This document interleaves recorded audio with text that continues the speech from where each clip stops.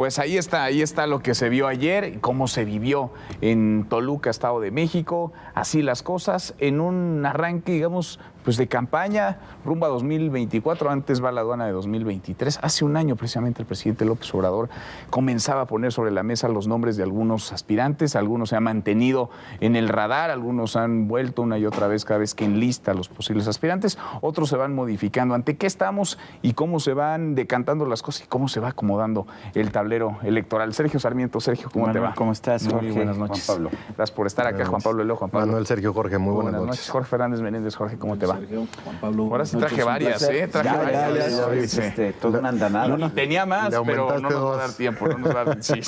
Ya, miren, aquí están acomodadas. Empezamos, Sergio, con Adelante. la que tú digas. ¿Cuál? Vamos a ver esta. ¿Está? A ver, ¿para que la contestes tú o para que la conteste alguien más? Para que la conteste Juan Pablo. A ver, que la conteste La Juan Pablo. catafixia. A ver, ¿hay piso parejo en Morena? A ver, esto decía el canciller Marcelo Ebrard a propósito y ahora nos contestas, Juan Pablo. Esto decía ayer en Toluca. Sabrá nuestra dirigencia mantener la unidad, porque la unidad se construye con el respeto, se construye cuando hay suelo parejo, se construye cuando se escucha al pueblo. La unidad se construye si hay piso parejo. ¿Habrá piso parejo? Me parece difícil que haya piso parejo cuando finalmente creo que todos entendemos que va a ser una decisión del presidente Andrés Manuel López Obrador. Él tiene el control, él tiene la fuerza, es su partido, es su movimiento y a final de cuentas, más allá de lo que digan las encuestas, más allá de lo que digan los procesos internos, va a ser el presidente López Obrador quien decida al candidato del 2024. ¿Se va a haber un gran decisor? Sí. Sí, sí. ¿No va a haber encuestas?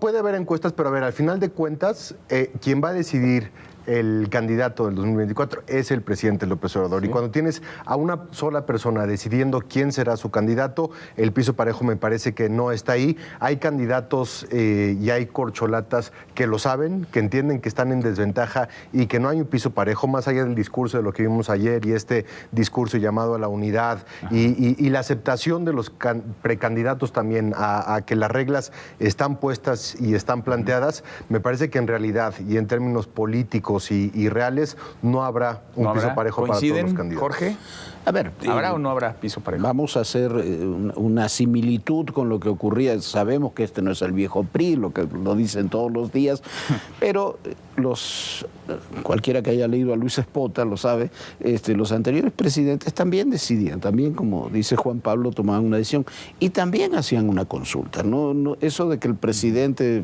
por sus pistolas decía, bueno, hoy quiero que Sergio Sarmiento sea presidente, eso no, por favor. Nos hubiera ido mejor. Pero bueno, tampoco... Seríamos un país de más libertad. Sin duda. Eso no ocurría exactamente así. Había una consulta y claro, y después el presidente tenía poder de veto, que es lo más importante, y última palabra, que también es muy importante. Entonces yo creo que va a ocurrir algo así. El que no haya ido Ricardo Monreal a este evento y que no lo hayan invitado, porque si no hubiera ido, no me cabe la menor duda, es parte del poder de veto, ¿no?, de este proceso. Entonces, por lo menos desde ese ámbito, no creo que Mario Delgado haya decidido al solo no invitar a Ricardo Monreal, por lo menos en ese ámbito hay 3 precandidatos claros que tiene el presidente, por más que hoy haya hablado de Tatiana, de Esteban y eso, estos son los 3 precandidatos que tiene. Claudia, Marcelo y Adán Augusto. Esos 3. ¿No? ¿Coincides, Sergio? Coincido plenamente y creo que sí va a haber piso parejo, pero nada más para esos 3. Para esos 3. Se va a ver, sí, encuestas. ¿Por qué? Porque al presidente le interesa que Morena se quede en el poder para cuidarse las espaldas, para evitar que echen para atrás las medidas que él ha venido impulsando. Y lo que está haciendo es claramente pues preparar sus 3 corcholatas, así como tú tienes ahí 5 tarjetas, pues él ha preparado esas 3. No le interesa que esté Ricardo Monreal, los demás son relleno, me queda claro, pero él mismo, por ejemplo, tomó a Adán Augusto de la nada y lo convirtió en uno de los personajes que están contendiendo, y eso lo hizo exactamente sabiendo lo que estaba haciendo.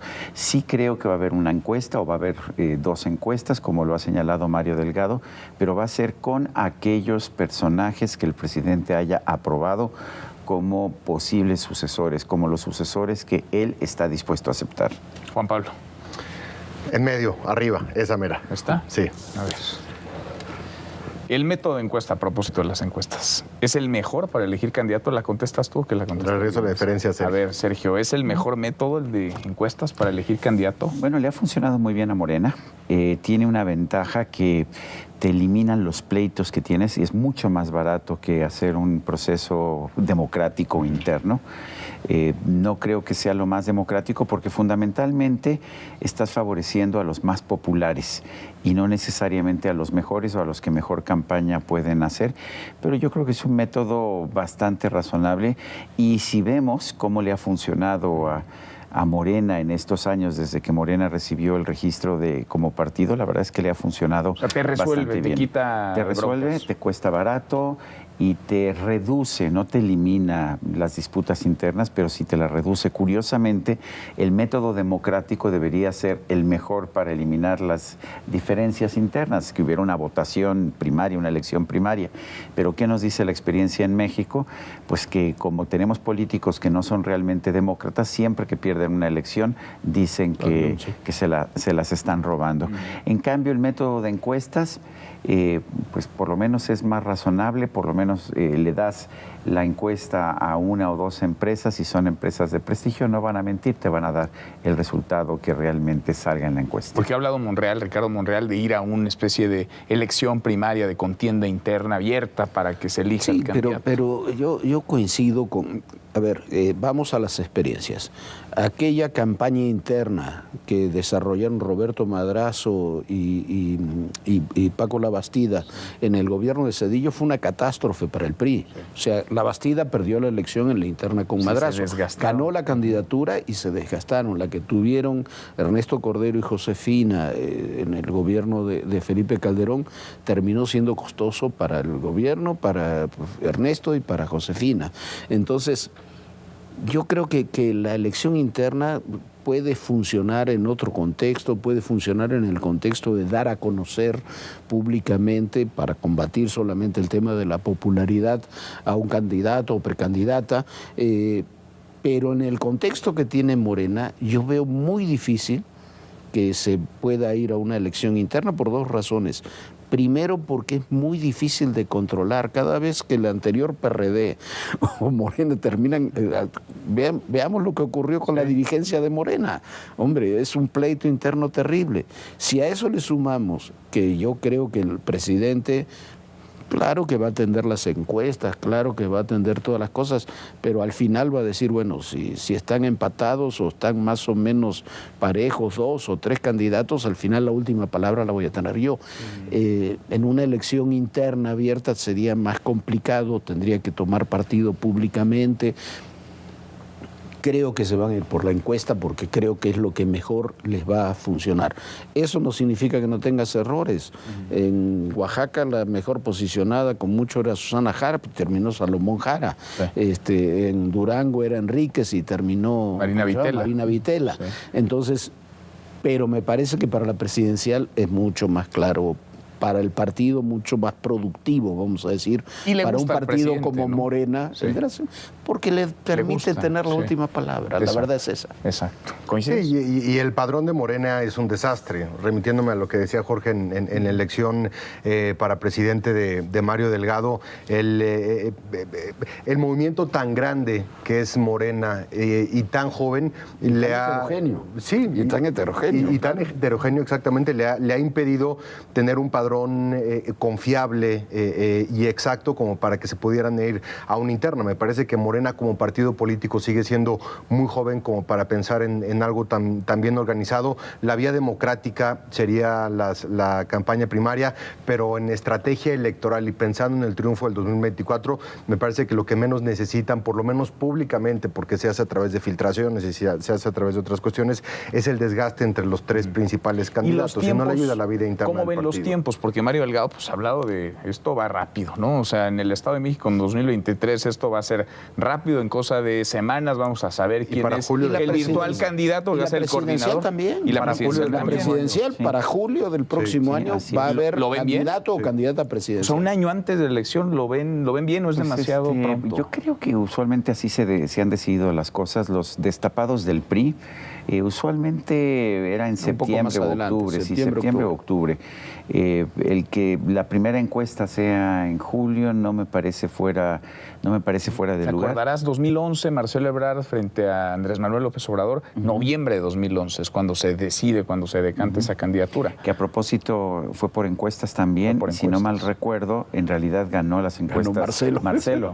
Y por después, 2 puntos, ¿no? Eso es, y después estuvo dispuesto a cederle la candidatura a Andrés Manuel. En todos los tiempos bien. Por consejo de Manuel. De Manuel Camacho. A ver, Jorge. A ver, pero al respecto, en julio van a tener candidatos. Yo creo que están aprovechando, tratando. Es un riesgo. Es un año antes. Es un riesgo porque es un año antes. Es exponer a tu candidato un año antes. Exponerlo, de errores, lo vas acomodando. Pero lo acomodas y aprovechas que la oposición se la ve muy desorganizada. Y le quita reflector al presidente para trasladárselo al candidato. Yo creo que no. Aquí en Morena el culto a la personalidad del presidente es tan grande que no hay forma que ninguno vaya a tratar de quitarle los reflectores, ninguno se va a rebelar como se rebeló Colosio con Salinas o como se rebeló José López Portillo con Luis Echeverría, o Luis Echeverría con Gustavo Díaz Ordaz. Sí, no va a pasar eso.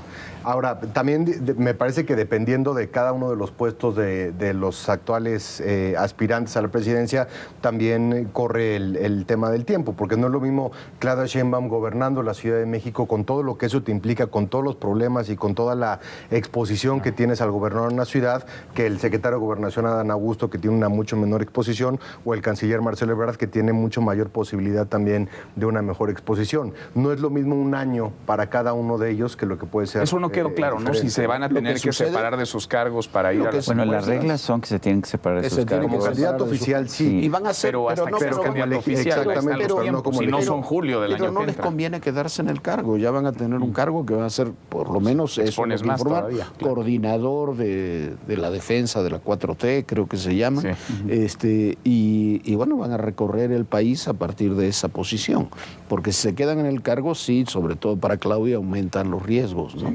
¿Cuál te gusta, Jorge? Esa. ¿Esta de acá? A ver, ¿es clave el Estado de México y 2023 para la elección presidencial del 2024? Yo creo que es muy importante. ¿Por qué? A ver, porque se habla mucho de que es la antesala, es un laboratorio. La elección en sí siempre lo ha sido. Ahora, no indica nada. Peña Nieto ganó el Estado de México y fue catastrófico un año después en las elecciones, ¿no?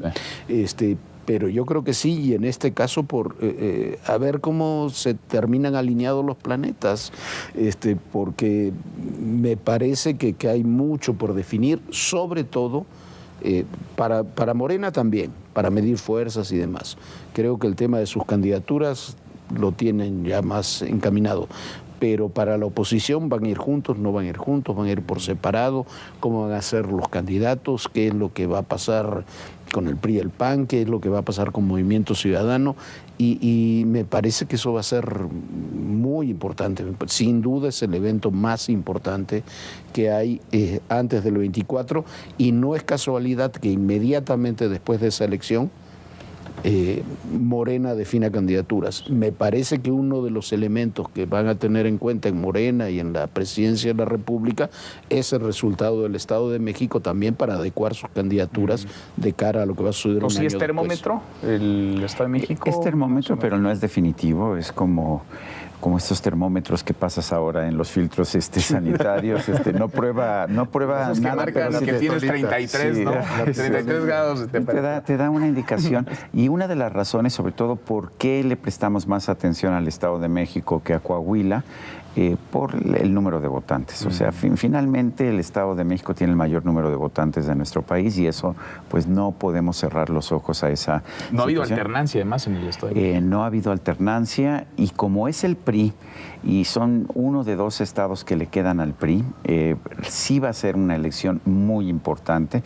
Si el PRI pierde Estado de México y Coahuila en 2023, su posición, incluso para negociar su porcentaje de participación en la alianza Va por México, o como se vaya a llamar la alianza de la oposición, va a estar mucho más debilitada.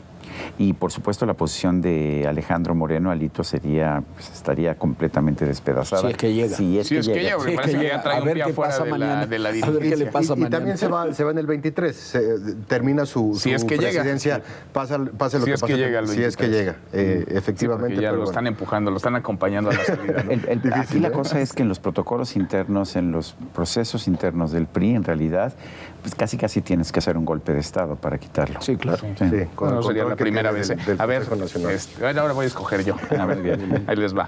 A ver, el evento ayer en Toluca, Sí. porque ha habido muchas lecturas. ¿Precipitado, estratégico u oportuno? Yo he aprendido ya que Andrés Manuel López Obrador tiene un colmillo político del tamaño del mundo, largo y retorcido. Creo que esto fue un diseño del presidente López Obrador.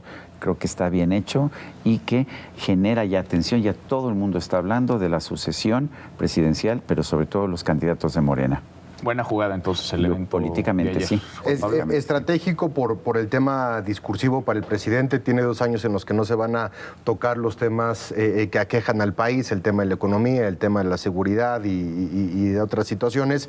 Nos centramos ya en la conversación política, que es, digamos, la carrera de caballos electoral, que tanto para los medios de comunicación como para la sociedad es muy atractivo, y el presidente sabe muy bien lo que hace electoralmente frente a una oposición que está completamente descompuesta, completamente perdida. El PAN y el PRI están todavía decidiendo cómo van a elegir a sus candidatos, si van a ir juntos, si no van a ir juntos, si va a haber primarias, si va a haber elección directa. Y ayer lo que vimos es una composición y una unificación de Morena ante el desastre que estamos viendo también en la Jorge, oposición, precipitado, ¿no? estratégico, No, oportuno. yo creo que es una jugada estratégica inteligente por lo que dice Sergio, lo que dice Juan Pablo. Además de todos los temas inherentes a la sucesión, hay un capítulo que es muy importante, que es fundamental. Tenemos una crisis económica nacional e internacional de pronóstico más que reservado. Tenemos una crisis de seguridad.